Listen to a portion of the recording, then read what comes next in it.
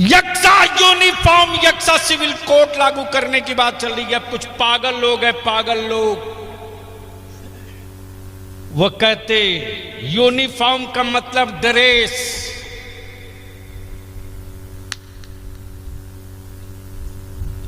और कुछ हरामखोरों ने सुपारी ले रखी है मुसलमानों को डेमोरलाइज करने की, गुमराह करने की। करना 3 तलाक को 1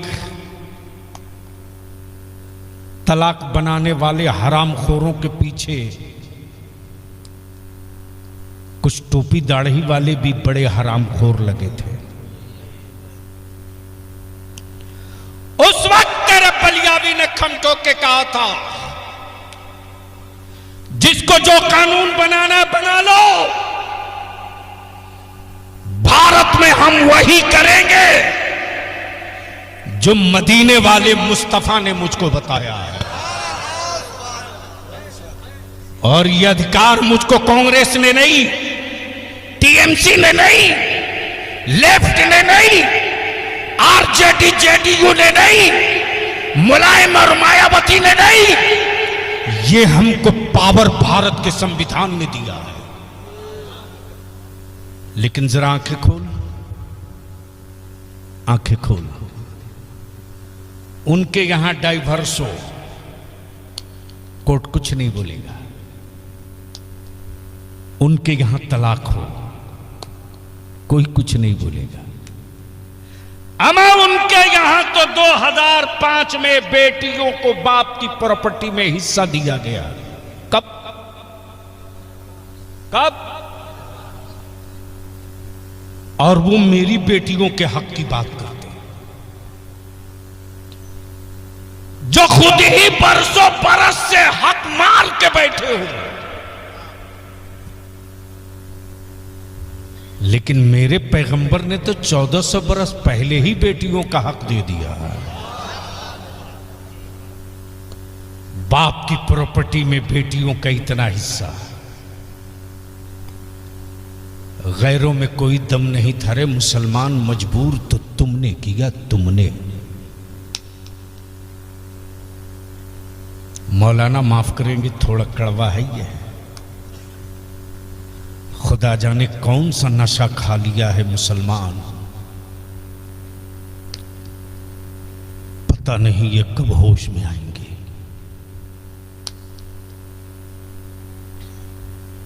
टूटती हुई मस्जिदों के मीनारे मुझको जगाए, हम सोए रहे।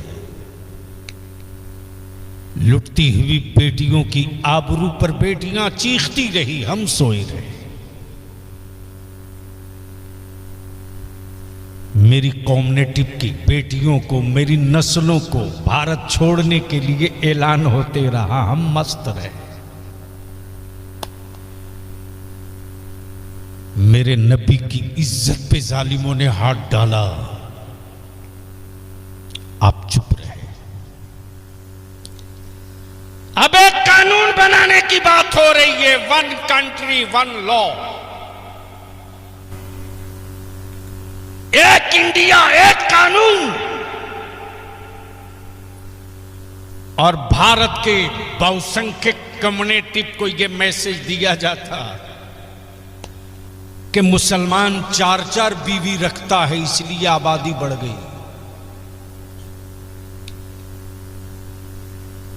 इस जमाने में एक को पालना कितना मुश्किल है। तब तेरे बलियावी ने कहा था, मां ने दूध पिलाई तो जरा गिनती करके बताओ।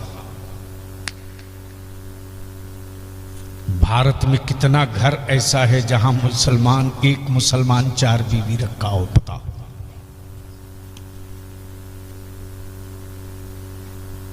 जब इनका मास्टर एजेंडा तैयार हुआ, तब अहले सुन्नत का खादिम तेरा बलियावी ललकार के बोल पड़ा, आखिरी सांस तक इसके खिलाफ लड़ेंगे। अब सर्वे कराया जा रहा लॉ कमीशन के थ्रू,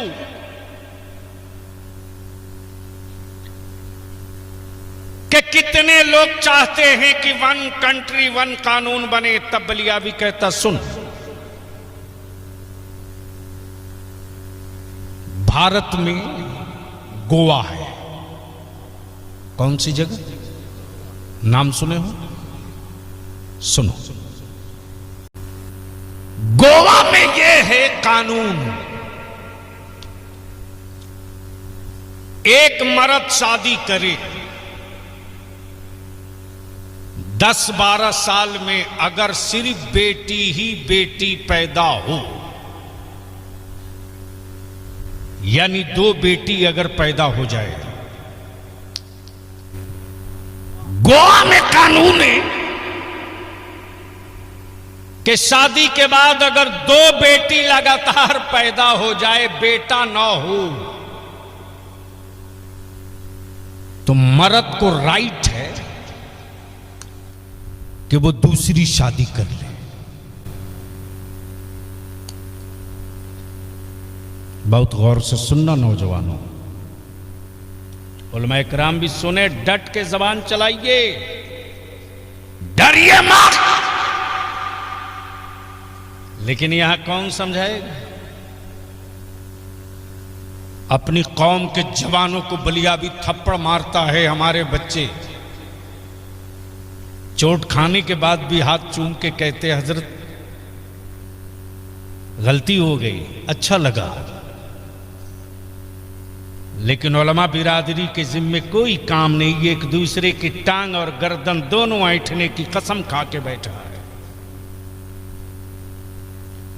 बतावे मेरा आलिम के मेरे बच्चों ने कहां अकेले छोड़ा है? आपने कहा मस्जिद बनानी है, मजदूरी करने वाला मेरा बच्चा बोला, हजरत मेरा घर बाद में बनेगा, अल्लाह के घर के लिए 5 बोरी सीमेंट ले लो। आपने कहा कि मदरसा बनाना है, रसूलुल्लाह का घर है। हमारे जवानों ने कहा कि मेरा छत बाद में ढलेगा, 2 कुंटल छड़ मेरी मां की तरफ से ले लो। बतावे मेरे उलमा की यह जज्बा किसके अंदर है आज भारत में? लेकिन मेरे जवानों की सकीदत का खून किसने किया? किसने किया? काश कभी ऐसा भी मौका मिला कि इस पूरे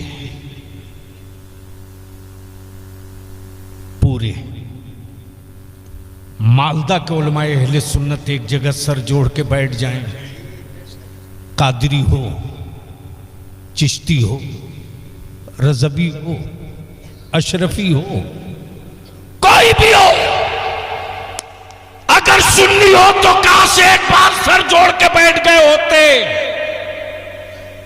अब तक मेरी कौम ने बुलाया तो हम गए, आओ सब लोग सर जोड़ के बैठ जाओ, अपने अपने पीर का शजरा लेके बैठ जाओ और सब सर जोड़ करके हर गांव से मुसलमानों को एक बार बुला लो।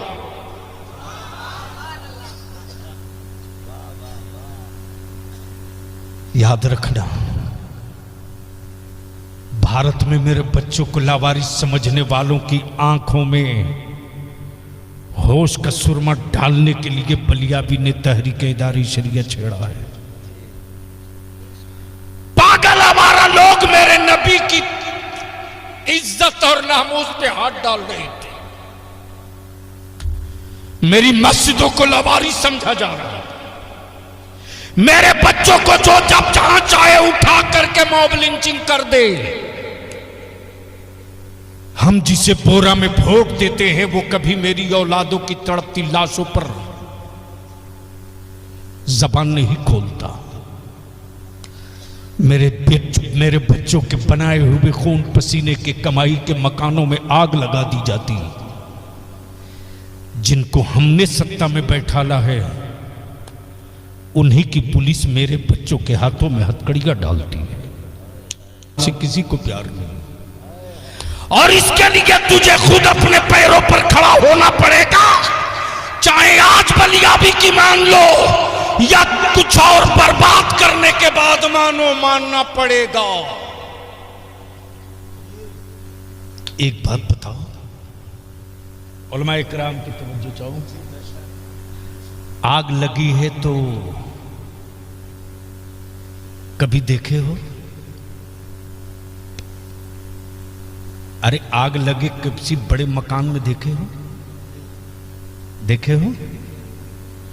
तो जब आग लगती फायर ब्रिगेड वाले आते, पानी डाल के बुझाते, तो बुझाते हुए देखे हो? सैयद फैजान बाबू, देखा कोलकाता की बड़ी बिल्डिंग में आग लगी है, 5-5 फायर ब्रिगेड की गाड़ी लगी है,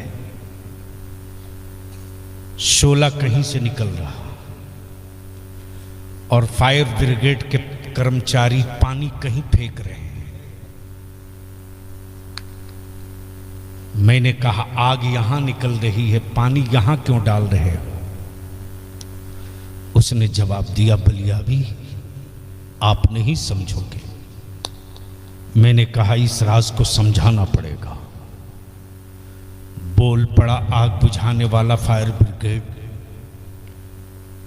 का ऑफिसर जो जल चुका, उस पर पानी क्यों बर्बाद करना? जो बचा हुआ है वो न जलने पावे, इसलिए उसको भिगो रहा हूं। अगर बात समझ में आ गई बलियावी की तो दिल की डायरी पे लिख ले कि जो बर्बाद होना था हो चुका। जो बच्चे अभी मां की गोद में हैं उनको बर्बाद मत होने दो। जो बच्चे अभी मां के आंचल में छुप के दूध पी रहे उनको बर्बाद मत होने दो। अगर उससे तुमने बचा लिया ना तो 10 साल के बाद रिजल्ट आएगा। यक्सा यूनिफॉर्म, यक्सा सिविल कोड लागू करने की बात चल रही है। अब कुछ पागल लोग हैं, पागल लोग, वो कहते यूनिफॉर्म का मतलब ड्रेस।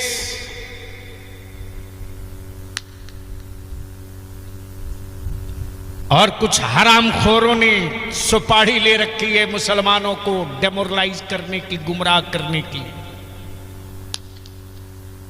और वीडियो क्लिप जारी करके कहते कि हम क्यों सड़क पे पहले उतरे, पहले और लोग उतरे।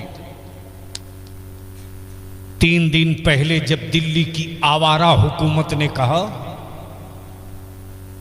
कि इस कानून से आदिवासी और क्रिश्चियनों को अलग किया जाता है,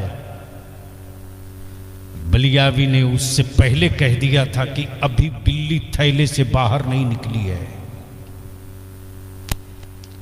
तबेदारे शरिया से एक लिंक जारी किया, वो शायद आप तक पहुंचा होगा। इतने बड़े मजमे से मैं अपील करूंगा, मुअद्दिबाना विनती करूंगा, विनती करूंगा, जिनके पास पहुंच गया है कल सुबह सवेरे से लेकर हर 10 आदमी को 100 आदमी को भेजकर आप उनको फोन करके बोलो कि मैंने 10 आदमी से इस लिंक पर क्लिक कराकर अपना विरोध दर्ज करा दिया, आप भी 10 आदमी से करा दो,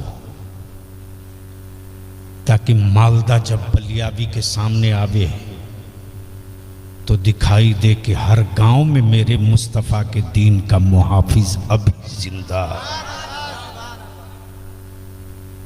तो बोलो ये काम कर सकते हो? अरे बोल, जोर से कर सकता है? कितने लोग कर सकते हो? जरा हाथ उठाओ, उठाए रखो, उठाए रखो। स्टेज वाले लोग कुछ मुमकिन है करने का? वैसे मैं जानता हूं कि हजरत लोग सिर्फ मोबाइल रखते हैं वीडियो क्लिप सुनने और देखने के लिए। इस्तेमाल सही कीजिए। इस जहर से जान भी जाती है और इसी जहर से सेहत की मेडिसिन भी बनाई जाती है। नीचे कर लो। यानी कल सुबह से लेकर 15 तारीख को 4 बजे तक लास्ट टाइम है। कल कौन तारीख है? 14। आपके पास टोटल 2 दिन बचा है। मालदा डिस्ट्रिक्ट में कम से कम मैंने 200 आलिमों को फोन किया है। रात की नींद उड़ी हुई है। किन किन मोर्चों पर जंग लड़ी जाएगी। जब बारिश से अंबिया गूंगा हो जाए तो मुल्क के गूंगे बोलने लगते हैं, और जब बारिश से अंबिया टूटी चटाई से बोल पड़े तो भारत के बहुत बोलने वाले बोलने से पहले 100 बार सोचने पर मजबूर होते। आवारा हो गई थी दिल्ली की हुकूमत। भारत में चारों तरफ चुप्पी, खामोशी, सुकूत। हुक्मरानों ने समझ लिया कि अब भारत में कोई मर्द नहीं बचा है जो बोलेगा। लेकिन बरेली के सौदागराम से इमाम इश्क व मोहब्बत आला हजरत का बेटा मेरा पीर मुफ्ती आजम बोल पड़ा, और जब बोला तो वो ढांसू बोला। क्या हुकूमत के दल्ले बोल पड़े? जो बोले हैं उसे वापस ले लीजिए, इसलिए कि हुकूमत से टकराना आसान नहीं। वारिस अंबिया बोल पड़ा मेरा मुफ्ती आजम, जाकर अपने हुक्मरान को कह दे मुस्तफा वाले फौजी नहीं आशिक है, अपने महबूब की इज्जत और शरीयत के लिए कुछ भी कर सकते हैं। यह तारीख का पाठ है। लास्ट गुफ्तगू। गैरों में कहां दम था रे जो आंखें दिखाता इस्लाम वालों को। मजबूर तो मुसलमान तूने किया, तूने ईमान से बोल, ईमान से बोल। अगर मेरे सामने कोई मेरे बाप को गाली दे, मैं कुछ न बोलूं, तो आप क्या बोलोगे? अरे बोलो ना, आप यही ना बोलोगे? कैसा बेशर्म है, इसके बाप को कोई गाली दे रहा है, ये चुप है।